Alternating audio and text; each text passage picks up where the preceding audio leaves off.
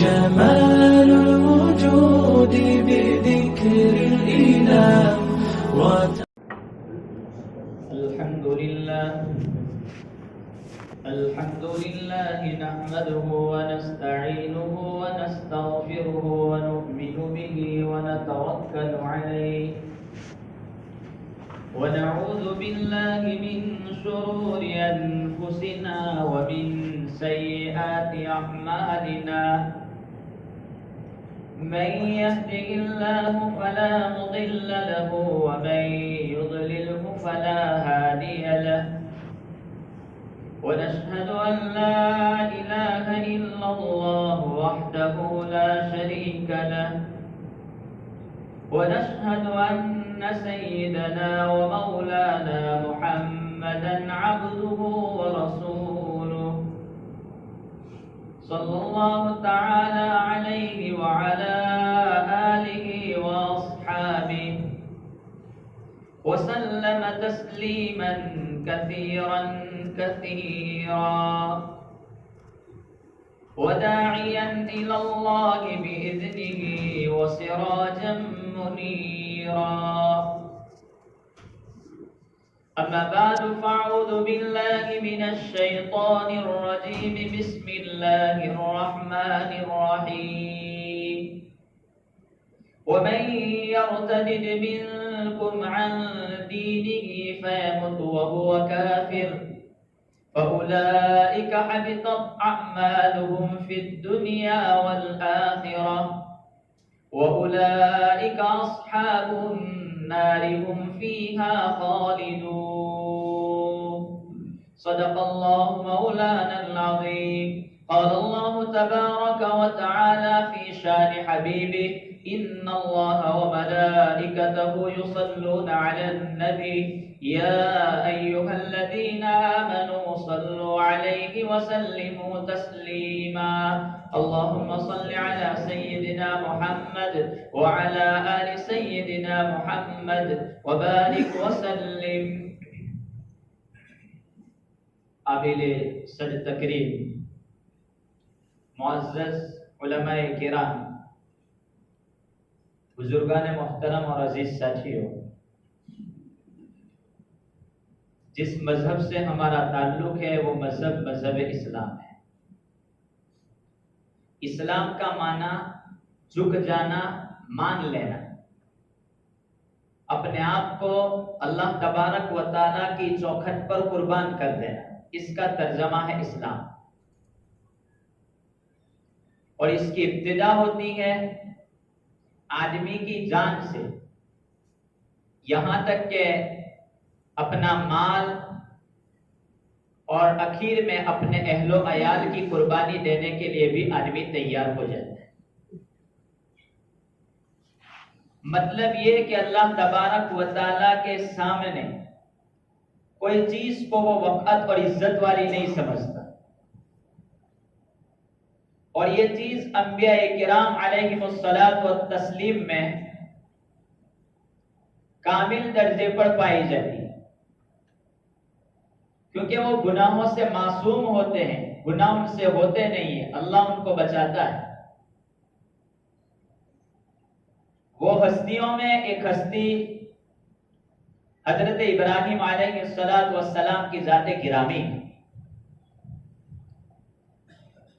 جن کی ایک سنت پر آج ہم قربانیاں بھی کرتے ہیں، اور یہ سلسلہ جاری اور ساری ہے اور قیامت تک جاری رہے گا. تو ہم گزر رہے ہیں قربانی کے ایام سے. یہ قربانی ہمیں کیا سبق دے رہی ہے؟ یہی سبق کہ اگر اللہ تبارک و تعالیٰ کے سامنے کوئی چیز آ جائے تو پہلے اللہ کے حکم کو پورا کیا جائے گا، اس کے بعد دوسری بات. یہ قربانی کا پس منظر، اس کا بیک گراؤنڈ یہی سبق دیتا ہے. سارا خلاصہ قربانی کا یہی ہوگا. بیٹے کی قربانی تو اخیر میں ہوئی، بیٹے کو ذبح کے لیے اخیر میں لے کے چلے گئے، ورنہ ابتدائی تعلیم دیکھیں کہ انہوں نے اپنی ذات کو، اس کے بعد اپنے اہل و عیال کو اور اخیر میں اپنے بیٹے کی قربانی کے لیے تیار ہو گئے. اور یہی توحید کا پیغام اور میسج کہ ہم اللہ تبارک و تعالیٰ کے بندے ہیں، اسی کا کلمہ پڑھا ہے، اس کے خلاف ہماری زندگی ہو نہیں سکتی. یہی سبق ہے قربانی کا. قربانی کر لینے کے بعد، اس کو ذبح کر دینے کے بعد ہم فریضے سے جدا نہیں ہو جاتے، وہ ہمارا ایک واجب ادا ہو جاتا ہے. لیکن قربانی کے سبق کو ہمارے دلوں میں جگہ دینا ہے کہ قربانی مجھے کیا سبق، میرے دل میں کیا میسج چھوڑ کر کے گئی کہ جب اللہ کا حکم آیا تو میں نے جانور کو ذبح کیا، جب بھی اس کا حکم آئے گا میں مسجد کے لیے روانہ ہو جاؤں گا، یہاں تک کہ اپنے بال بچوں کی قربانی بھی دے دوں. یہ توحید کا میسج اور سبق. اور آج کے حالات میں اس پر جمے رہنے کی بڑی ضرورت ہے. اور اللہ تبارک و تعالیٰ نے اس امت کی تو توحید پر بڑی مدد فرمائی. اس امت کے لیے تعظیمی سجدے کی اجازت نہیں. اگلی امتوں میں تعظیمی اور ادب کا سجدہ جائز تھا. کیا بادشاہ ہوتا یا بڑا آدمی ہوتا تو لوگ سجدہ کرتے تھے. اس امت کو روکا گیا کہ تعظیمی سجدے کی اجازت نہیں ہے، نہیں کر سکتے. اس امت کو 3 وقت میں نماز پڑھنے سے روکا گیا. سورج نکلنے کے وقت، سورج کے زوال کے وقت اور غروب کے وقت روک دیا گیا کہ نماز نہیں پڑھ سکتے. شک لازم آتا ہے سورج کی عبادت کا. اگلی امتوں میں درود نہیں تھا، اگلی امتوں پر درود نہیں تھا، وہ اپنے نبی پر درود نہیں پڑھتے تھے.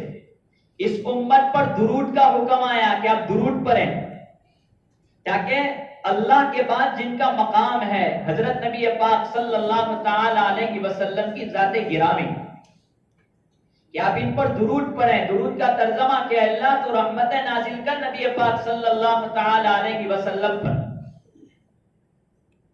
جب ایک نبی کے لیے آپ اللہ تبارک و تعالیٰ سے دعا کر رہے ہیں درود کے ذریعے، تو توحید کی حفاظت کی گئی، شرک سے روکا گیا. تو آج کل کے فتنے دن بدن ایسے وجود میں آ رہے ہیں کہ دن بدن لوگ مرتد ہوتے جا رہے ہیں، اسلام سے پھر رہے ہیں. حضرت حذیفہ ابن یمان رضی اللہ تعالیٰ عنہ فرماتے ہیں قرب قیامت، قیامت سے پہلے کا سب سے بڑا فتنہ اگر کوئی ہوگا تو وہ یہ ہوگا کہ لوگ اسلام کو چھوڑیں گے اور دوسرے مذہب کی طرف چلے جائیں گے. سب سے بڑا فتنہ ہوگا. پتہ بھی نہیں چلے گا کہ وہ کیسے اسلام سے دوسرے مذہب کی طرف چلا گیا. حضرت ابو ہریرہ رضی اللہ تعالیٰ عنہ روایت کرتے ہیں کہ ایک مرتبہ نبی پاک صلی اللہ تعالی علیہ وسلم نے اذا جاء نصر اللہ والفتح اس سورت کی تلاوت کی. اس سورت کی تلاوت کرنے کے بعد حضرت نے فرمایا کہ جہاں اس سورت میں لوگوں کے اسلام میں داخل ہونے کی خوشخبری ہے کہ جماعتوں کی جماعت اسلام میں آئے گی، تو دوسری طرف لوگ جماعت در جماعت اسلام سے نکلتے بھی چلے جائیں گے. اللہ تبارک و تعالیٰ اس سے ہماری حفاظت فرمائے. حضرت ابو سعید خدری رضی اللہ تعالیٰ عنہ روایت کرتے ہیں کہ اس دنیا میں آنے والے لوگ، نبی پاک صلی اللہ تعالی علیہ وسلم نے فرمایا اس دنیا میں آنے والے لوگ 4 قسم پر ہوتے آنے جانے والے. نمبر 1، اسلام کے گھرانے میں جنم لیتا ہے، اسلام کے طریقے پر اسلامی کلچر میں اپنی پوری زندگی گزارتا ہے اور اسلام ہی کی حالت میں اس کو موت آتی ہے. نمبر 2، کفر کے گھرانے میں پیدا ہوتا ہے، کفر پر پوری زندگی گزرتی ہے اور کفر کی حالت میں دنیا سے چلا جاتا ہے. نمبر 3، اسلام کے گھر میں وہ پیدا ہوتا ہے، اسلام کے کلچر میں اسلام کے طریقے پر پوری زندگی گزارتا ہے اور مرتے وقت اس سے کلمہ چھین لیا جاتا ہے. اللہ اس سے ہماری حفاظت کرے. اور چوتھی چیز، کفر کے گھر میں پیدا ہوتا ہے، کفر پر پوری زندگی گزار دیتا ہے اور مرتے وقت اس کو کلمہ نصیب ہو جاتا ہے. اور یہ تو واقعہ مشہور ہے. حضرت مولانا قاری محمد طیب صاحب رحمت اللہ علیہ کے پڑوسی کا کہ جب اس کا انتقال ہوا تو جنت میں دیکھا، خواب میں قاری محمد طیب صاحب نے پوچھا کہ لالا جی آپ جنت میں کیسے؟ تو کہا کہ اللہ تبارک و تعالیٰ نے مرتے وقت مجھے کلمہ نصیب کر دیا۔ واقعہ طویل ہے، میں اس کو ذکر نہیں کرتا۔ خیر، تو کفر پر پوری زندگی گزر جاتی ہے، مرتے وقت کلمہ نصیب ہو جاتا ہے۔ اللہ سے یہ دعا کرنا ہے کہ کہیں ہمارا ایمان سلب نہ کر لیا جائے۔ دجال تو آتے آئے گا، لیکن اس امت کو تعلیم یہ دی گئی کہ آپ سورہ کہف ہر جمعہ کو پڑھا کریں۔ حالات دیکھیں کہ ہر دن کوئی نئی چیز ایسی آتی ہے کہ جو ہمیں سب کو صبح میں ڈال دیتی۔ ابھی آپ لوگوں نے سنا ہوگا یوٹیوب وغیرہ پر کہ وہ باگیشور والا کہ وہ یوں کہتا ہے کہ بھائی وہ غیب کی باتیں بتلا دیتا ہے کہ فلاں کے دل میں کیا ہے۔ یہ تو ابھی کچھ بھی نہیں ہے۔ دجال تو بارش بھی برسائے گا، پھر بھی ہمیں اس کا انکار کر کے اللہ کو ماننا ہے۔ اس سے دھوکہ نہ کھا جائیں، یہ تو ابھی کچھ بھی نہیں ہے، بہت ساری چیزیں ایسی ہوگی۔ حالانکہ دجال تو وقت پر آئے گا، پھر بھی اس امت میں پہلے سے دجال سے حفاظت کے لیے سورہ کہف کا حکم دیا گیا۔ اس لیے حکم دیا گیا کہ جب بڑے فتنے کے لیے آپ سورہ کہف پڑھتے ہیں تو چھوٹے چھوٹے فتنے تو ایسے ہی لگ جائیں گے۔ تو نیت کریں کہ انشاءاللہ ہر جمعہ سورہ کہف کی تلاوت کرتے رہیں گے۔ ایمان کی حفاظت کا بہت بڑا ذریعہ ہے۔ انبیاء کرام علیہم السلام جیسی ہستیاں دنیا میں نہ آئی ہیں، لیکن وہ لوگ بھی اپنے ایمان کی سلامتی کے بارے میں خوف کر رہے تھے۔ حالانکہ ایک نبی کا ایمان پر خاتمہ لازمی چیز ہے، دنیا کے کسی انسان کی گارنٹی نہیں دے سکتے، لیکن ایک نبی کا ایمان پر خاتمہ ہونا، ایمان کے ساتھ دنیا سے رخصت ہونا، یہ لازمی ہے۔ حضرت ابراہیم علیہ السلام دعا کر رہے ہیں وَجُنُبْنِي وَبَنِيَّ أَن نَعْبُدَ الْأَصْنَامَ، اللہ مجھے اور میری اولاد کو بتوں کی پرستش سے بچا لے۔ ایک نبی دعا کر رہے ہیں۔ حضرت یعقوب علی نبینا وعلیہ السلام جب اپنے انتقال کا وقت قریب آیا تو اپنے بیٹوں کو بلا کر کے پوچھ رہے ہیں کہ میرے بعد تم کس کی عبادت کرو گے؟ اذ قال لبنیہ ما تعبدون من بعدی، بیٹے کہنے لگے نعبد الہک و الہ آبائک، جس مذہب پر ہم نے آپ کو اور آپ کے آبا و اجداد کو پایا ہے اسی مذہب پر جمے رہیں گے۔ حضرت یوسف علیہ السلام نبی ہے، دعا کر رہے ہیں فاطر السماوات والارض انت ولی فی الدنیا والآخرہ توفنی مسلما والحقنی بالصالحین، اے اللہ مجھے ایمان پر موت دینا اور نیک لوگوں کے ساتھ مجھے ملا دینا۔ نبی پاک صلی اللہ تعالی علیہ وسلم اپنے لیے دعا کر رہے ہیں اللہم انی اعوذ بک من الکفر، اے اللہ میں کفر سے پناہ مانگتا ہوں۔ تو نبی کا ایمان پر خاتمہ لازمی چیز ہے، پھر بھی یہ کیوں؟ علماء لکھتے ہیں کہ وجہ اس کی یہ ہے کہ امت کی تعلیم کے لیے کہ آپ اپنے ایمان کے بارے میں سوچتے رہیں، غور و فکر کریں کہ کہیں آپ کا ایمان سلب نہ کر لیا جائے۔ حضرت حسن بصری رحمت اللہ علیہ فرماتے ہیں کہ ہم سے اگلے جتنے گزر چکے وہ اور ہمارے ابھی کے وقت میں جتنا نیک لوگوں کا طبقہ ہے وہ تمام لوگوں کے طبقے میں سے میں نے کسی کو ایسا نہیں دیکھا کہ جو اپنے ایمان کے بارے میں فکر نہ کرتا ہو۔ جو آدمی اپنے ایمان کے بارے میں بے فکر ہو جاتا ہے، ابو الدرداء فرماتے ہیں کہ اس کا مرتے وقت ایمان پر خاتمہ مشکل ہے۔ منافق بے فکر رہتا ہے، کوئی پرواہ نہیں ہوتی۔ مومن بندہ ہر وقت یہ سوچتا ہے کہ کہیں مرتے وقت مجھ سے کلمہ نہ چھین لیا جائے۔ ہم معمولی چیزوں پر اسلام کے بارے میں کوئی خیال نہیں کرتے، ایمان کے بارے میں کوئی سوچتے نہیں، حالانکہ یہ چیزیں غیر شعوری طور پر بغیر سمجھے خیال میں بھی نہیں آتا اور ایمان دل سے رخصت ہو جاتے ہیں۔ شارح علامہ سعد الدین تفتازانی رحمت اللہ علیہ شارح شرح عقائد، یہ کتاب مدارس میں پڑھائی جاتی ہے عقائد کے سلسلے میں، عقیدہ آستھا اس کے سلسلے میں۔ اس میں حضرت نے دو چیزوں کو ذکر کیا ہے، گناہ کبیرہ اور گناہ صغیرہ، بڑے بڑے گناہ اور چھوٹے چھوٹے گناہوں کو ذکر کیا ہے کہ آدمی کوئی بڑا گناہ کر لے یا چھوٹا گناہ کر لے تو اس سے کافر نہیں بنتا، وہ توبہ کر لے معاف ہو جائے گا۔ کوئی بھی گناہ ہو گیا توبہ کر لے تو وہ گناہ معاف ہو جائے گا، کافر نہیں بنتا۔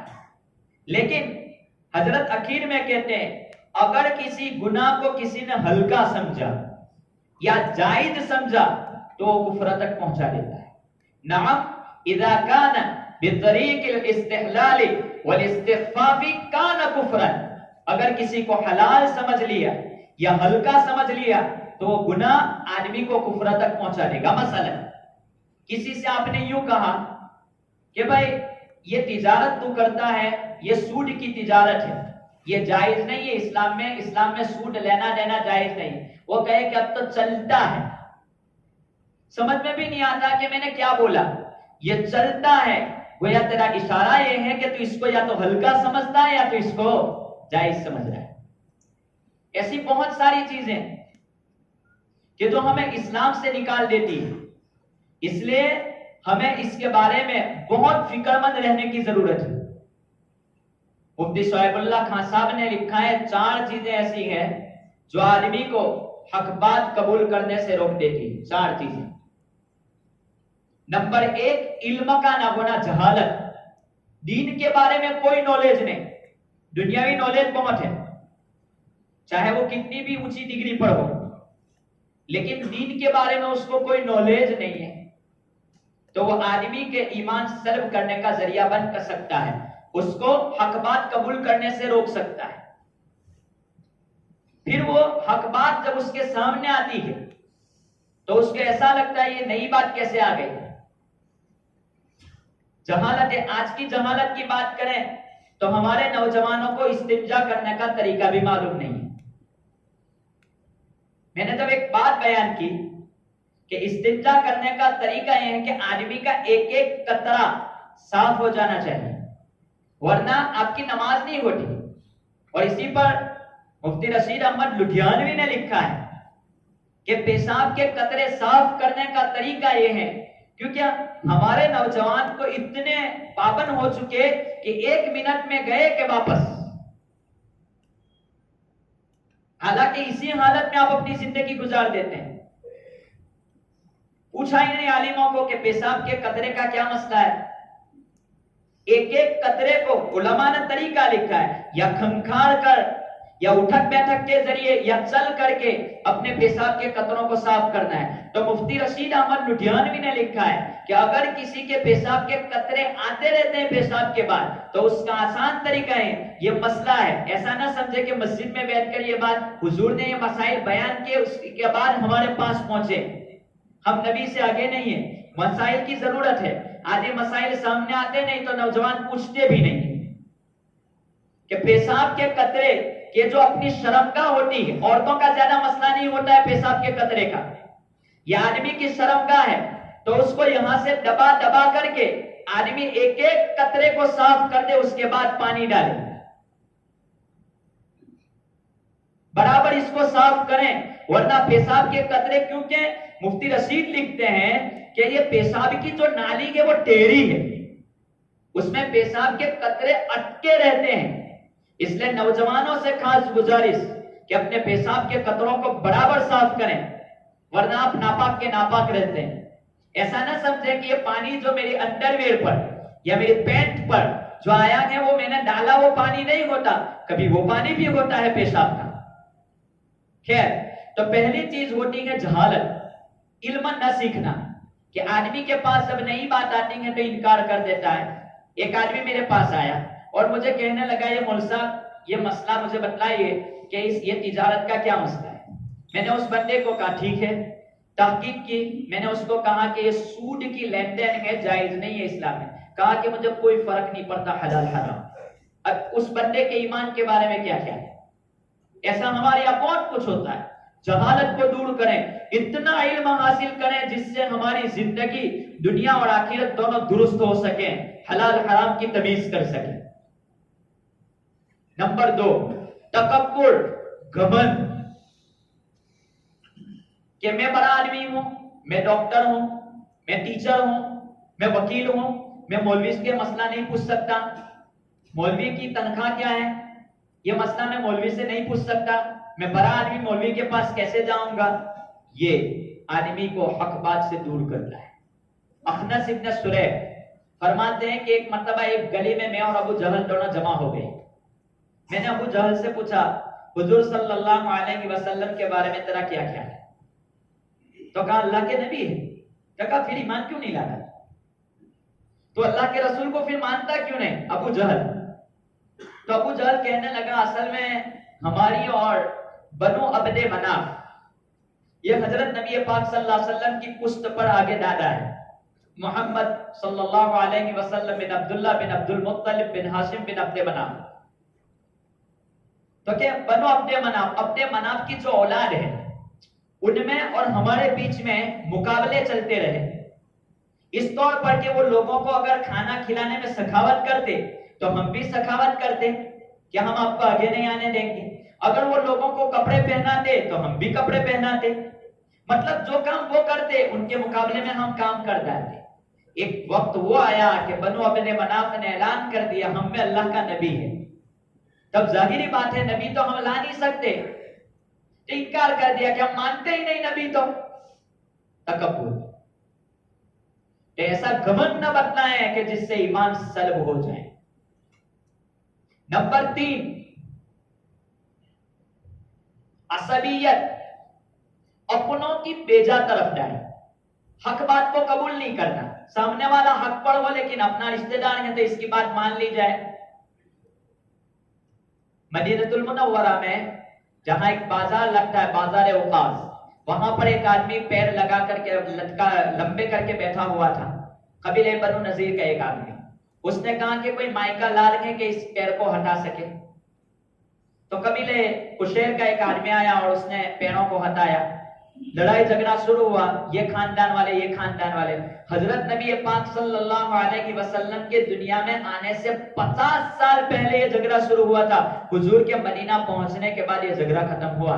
بیجا طرف داری یہ بھی حق بات سے روکتی، اس سے بھی اپنے آپ کو بچائے رکھیں کہ کہیں ہمارے ایمان کے سلب ہونے جانے کا ذریعہ نہ بن جائیں کہ میں اس کی کیوں کھینچتا ہوں، یہ کیا ہوتا ہے۔ اس سے بہت بچنے کی ضرورت ہے۔ وقت تو ہو چکا ہے لیکن یہ چند ضروری چیزیں اپنے دل و دماغ میں یہ سبق رکھیں کہ انشاءاللہ تعالی ہم اپنے ایمان کی سلامتی کے لیے روزانہ دعائیں کرتے رہیں گے اور حق بات قبول کرتے رہیں گے، کہیں یہ چیزیں ہمارے ایمان کے سلب کا اور چلے جانے کا ذریعہ نہ بن جائیں۔ منہاج العابدین میں ایمان کا سلب ہو جانا آدمی اپنی نیکی پر بھی فخر نہ کرے۔ منہاج العابدین میں امام غزالی رحمت اللہ علیہ نے لکھا ہے کہ فضیل ابن عیاض رحمت اللہ علیہ ان کے ایک شاگرد کا، مرید کا، ایک اسٹوڈنٹ کا انتقال کا وقت قریب آیا۔ فضیل ابن عیاض پاس میں پہنچے، سورہ یاسین کی تلاوت کرنے لگے، تو سورہ یاسین پڑھتے رہے تو وہ بندے نے کہا یاسین نہ پڑھو مجھے تکلیف ہوتی، تو انہوں نے کلمے کا ورد شروع کیا، تو کہا کلمہ بھی نہ پڑھو مجھے تکلیف ہوتی ہے، اور اس کا انتقال ہو گیا۔ فضیل ابن عیاض 40 دن تک اپنے گھر سے باہر نہیں نکلے، سوچتے رہے کہ اتنا بہترین مرید میرا اور بغیر ایمان سے دنیا سے رخصت ہوا، کیا وجہ ہے؟ خواب میں آیا 40 دن کے بعد، تو 40 دن کے بعد پوچھا کہ آخر تیرا دنیا سے بغیر کلمے کے رخصت ہونے کی وجہ کیا ہے؟ تو وہ بندہ کہنے لگا میرے اندر 3 عادتیں تھیں، جس 3 عادتوں نے مجھے کلمے سے، ایمان پر خاتمے سے محروم کر دیا۔ نمبر 1، مجھ میں چغل خوری کی عادت بہت تھی۔ چغل خوری، ایک کی بات لے کر کے وہاں، وہاں کی وہاں، یہ چغل خوری سے سماج میں بہت نقصان ہوتا ہے، اور آج کل تو یہ عام ہو چکا ہے چند پیسوں کے واسطے۔ بچیں اس سے۔ ایمان پر خاتمے کا سوال ہے۔ دوسری بات، میں حسد بہت کیا کرتا تھا، فلاں کی چیز دیکھ کر کے جلن۔ اور تیسری بات، ڈاکٹر نے مجھے یوں کہا تھا کہ تیری جو بیماری ہے روزانہ تجھے شراب پینی پڑے گی، جب شراب تو بند کر دے گا تو تیری بیماری بڑھ جائے گی۔ تو اس وقت سے لے کر آج تک روزانہ شراب پیتا رہا، مرتے دم تک شراب پیتا رہا تو ایمان پر خاتمہ نہیں ہو۔ آج کل نوجوان صرف اس لیے پی رہے ہیں، حکے سے چلتے ہیں، پستول سے شروع کیا پھر حکے پہ آئے، حکے سے پھر شراب پر۔ حضرت نبی پاک صلی اللہ تعالی علیہ وسلم نے فرمایا قرب قیامت شراب کا نام بدل بدل کر کے پیا جائے گا، اور ہر نشہ والی چیز حرام ہے، کل مسکر حرام، اس سے بچتے ہیں۔ تو میں نے 4 باتوں کا ذکر کیا تھا کہ اور چوتھی تھی، ایک بات پہلی بتلائی تھی کہ آدمی گھمن اور تکبر، جہالت، اور تیسرے نمبر پر اپنوں کی بے جا طرفداری، اور چوتھی چیز مفاد پرستی، اپنا فائدہ۔ یہود اور نصارہ جو گمراہ ہوئے وہ کیوں ہوئی؟ وہ لوگ کتاب لکھ لکھ کر کے بیچتے تھے، اب اسلام قبول کر لیتے تھے ان کی آوک بند ہو جائے، تو انہوں نے کہا اگر اسلام میں چلے جائیں گے تو آوک بند ہو جائے گی، تو انہوں نے اسلام قبول نہیں کیا۔ حالانکہ اگلی کتابوں میں انہوں نے پڑھ لیا تھا کہ نبی ایسے آئیں گے، ساری علامتوں سے پہچان لیا۔